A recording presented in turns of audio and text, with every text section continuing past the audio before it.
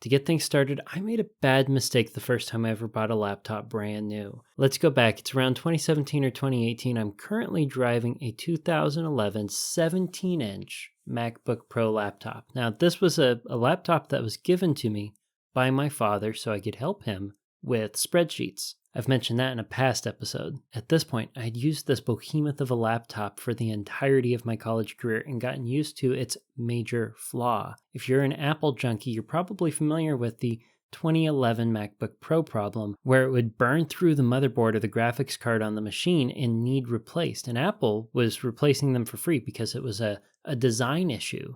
They were literally burning themselves up if you were a heavy laptop user, and I definitely was as an engineering student. And it was around 2017 or 2018 when Apple announced that they were going to take the 2011 laptop and name it vintage.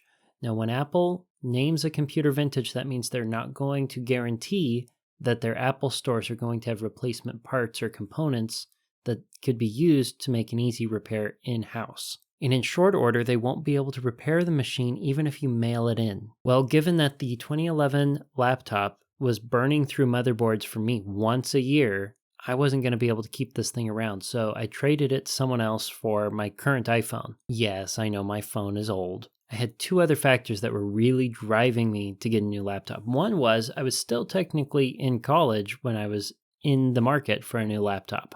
And that meant I could get a student discount. Now, this is a mistake that I didn't think about. I was looking to make a big purchase because I could get a deal on it. While trying to get the student discount would have been smart in a vacuum, it really wasn't the ideal situation given my other factor. My dad had a laptop from 2016. It had the fastest Intel 4-core CPU that had ever been in an Apple laptop.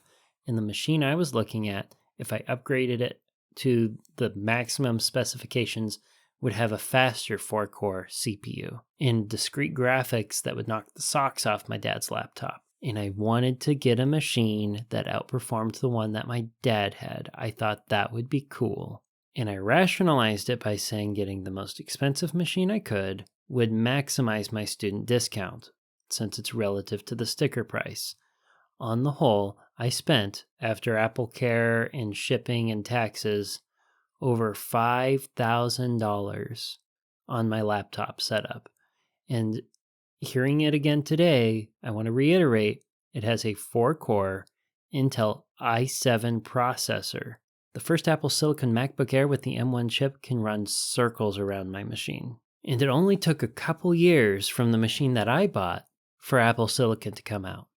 It did not take long at all for what I spent a bunch of money on to not only become a dinosaur in the Apple world, but become something that no one was going to spend near that much money on to buy used. So I had lost most of the money I invested in this laptop due to circumstantial depreciation, due to the fact that no one wants to buy a used MacBook Pro with an Intel chip in it when they could get something new with Apple Silicon, and any Apple Silicon option is going to smoke what came before them.